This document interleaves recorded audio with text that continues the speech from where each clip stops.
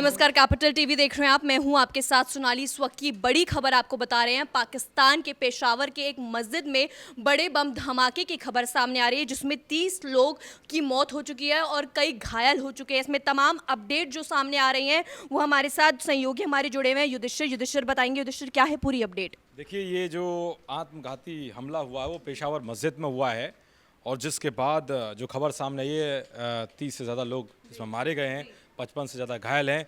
अभी ये शुरुआती आंकड़े हैं, लेकिन स्थिति बहुत भयानक है। जिस तरीके की तस्वीरें सामने आ रही हैं और जिस चित्रे उड़े हैं जिस तरह से मस्जिद के, तो उससे कहीं ना कहीं ये साफ है कि बहुत बड़ा हमला था। और अगर बात करें इस हमले की, तो ये हमला कैसे हुआ? आज नमाज का दिन है, शुक्रवार है, तो नमाज के दौरान ये हमला हुआ और ये बात सामने आई है कि जब मस्जिद में लोग नमाज अदा कर रहे थे उस वक्त ये हमला हुआ, तो पुलिस ने उनको रोकने की कोशिश की। 2 हमलावर थे जिनको रोकने की कोशिश की, पूछा उनसे आप कहाँ जा रहे हैं, तो अचानक से उन्होंने फायरिंग शुरू कर दी, जिसमें पुलिसकर्मी मारे गए। उसके बाद वो मस्जिद में घुसे, उसके बाद जो है ये हमला हुआ और कई लोगों के चिथड़े उड़ गए उसमें। इसके अलावा आपको मैं बता दूं कि क्वेटा में भी यही हमला हुआ था कुछ दिन पहले ही, आप देखेंगे तो वहाँ भी जो है कई लोग मारे गए थे, 3 लोग मारे गए थे और 26 ज़्यादा लोग घायल हुए थे।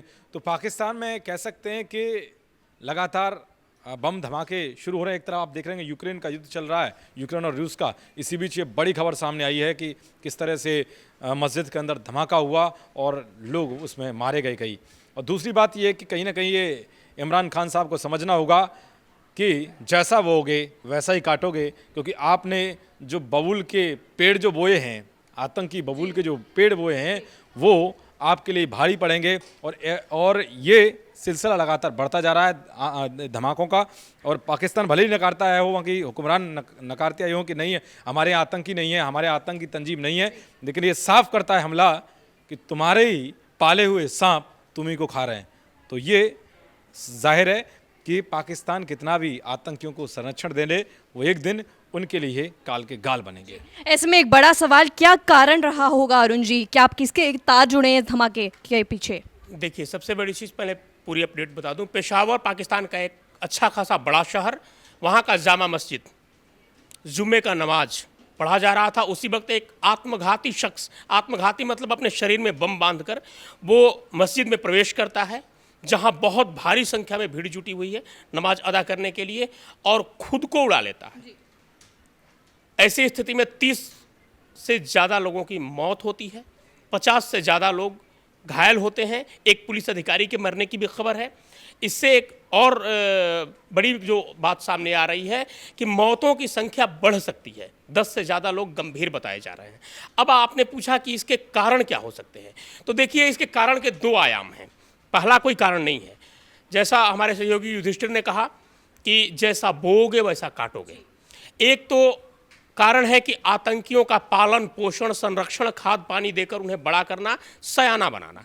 तो जब सांप आप पालते हैं तो ये नहीं पहचानता कि आप उसके मालिक हैं, वो डसता उसे भी है। यही कहानी यहाँ भी लागू हो रही है। अपने बारूद बम गोलों के परीक्षण के लिए शायद ये कार्रवाई की गई हो आतंकियों के द्वारा, लेकिन उससे भी जो बड़ी चीज़ है वो आप इसकी समझिए कि पाकिस्तान में अब बजट सत्र शुरू होने वाला है, और ये किया कराया धराया सेना और आईएसआई क्या है। जब बजट सत्र शुरू होता है, जब भी वहाँ इकोनॉमिकल क्राइसिस होती है, इस तरह की घटनाएं सामने आने लगती हैं, ये बताने के लिए कि नहीं साहब, आप सेना का बजट कम नहीं कर सकते। सेना का जो बजट है आप उसको रिड्यूस नहीं कर सकते, आप उसको कम नहीं कर सकते, आप उसमें कटौती नहीं कर सकते हैं। जब ऐसी घटनाएं होती हैं तो आवाम को ये संदेश दिया जाता है कि देखिए हमारे लिए सेना कितनी ज़रूरी है। ये तो आतंकवादी थे, कहीं कश्मीर से कोई बुरी खबर आ गई, कहीं अफ़गानिस्तान से कोई बुरी खबर आ गई, तो सेना कहाँ जाएगी? हमारी सेना छोटी होगी तो लड़ नहीं पाएगी। और इस मैसेज के थ्रू एक बड़ी राशि, पाकिस्तान का एक बड़ा रकम सेना और आईएसआई में खर्च किया जाता है, जिसके लिए ये हथकंडे अपनाए जाते हैं। अब बजट सत्र शुरू होने वाला है।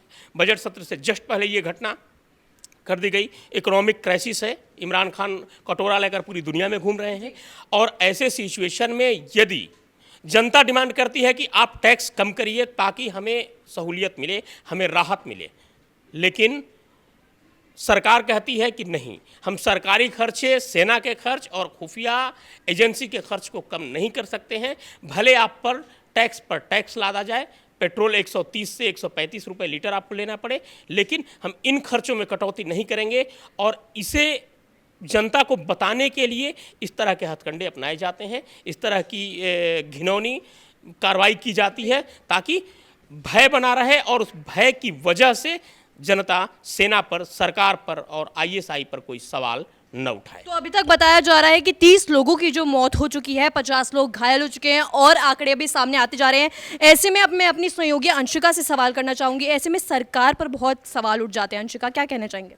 जी सोनाली, देखिए सबसे ज़्यादा शर्म की बात है ये इमरान सरकार के लिए कि दिन दहाड़े 2 लोग बाजार के ज़रिए मस्जिद के अंदर घुसते हैं और फिर वहाँ जाकर ब्लास्ट होता है। इतना आत्मघाती हमला, 30 लोगों की मौत, 50 से ज़्यादा लोग घायल, ये बहुत ही ज़्यादा शर्मनाक इमरान सरकार के लिए है। एक तो उनकी सरकार की विफलता इससे सामने आती है, दूसरी बात पाकिस्तान की जो सुरक्षा व्यवस्था है उसकी भी पोल इसमें खुलती है। और मैं आपको बता दूँ कि अभी ऑस्ट्रेलिया की टीम जो है वो वहाँ टेस्ट मैच के लिए पहुँची हुई है और इससे पहले भी ऑस्ट्रेलिया के क्रिकेट टीम के एक क्रिकेटर को धमकी मिल चुकी है कि अगर वो पाकिस्तान आते हैं तो वो वहां से जिंदा वापस नहीं लौटेंगे। ऐसे में पाकिस्तान के लिए फिर एक बड़ी मुश्किल खड़ी हो जाती है, क्योंकि बाहर के देश से एक टीम आपके देश में खेलने आई है, उन्हें इस तरह से आतंकी हमलों की धमकी मिल रही है। उसके बाद हर देश अपनी टीम को लेकर सुरक्षा का रिव्यू करने पर मजबूर हो जाता है, जो कि इमरान सरकार के लिए बहुत ही ज्यादा मुश्किल खड़ा कर रहा है। दूसरी बात यह होती है कि आतंकियों को जिस तरह से इमरान सरकार ने पनाह दे रखी है,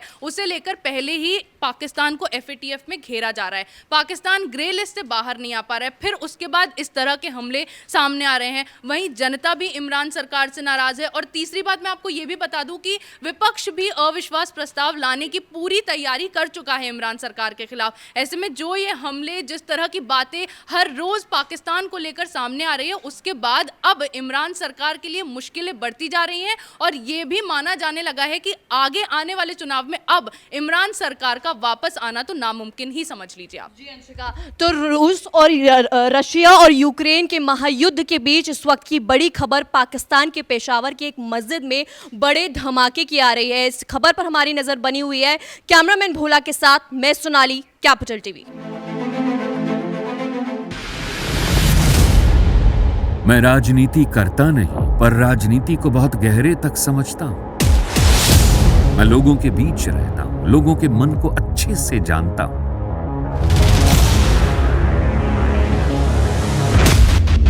पब्लिक और पॉलिटिक्स की हर नब्ज को खूब पहचानता हूं।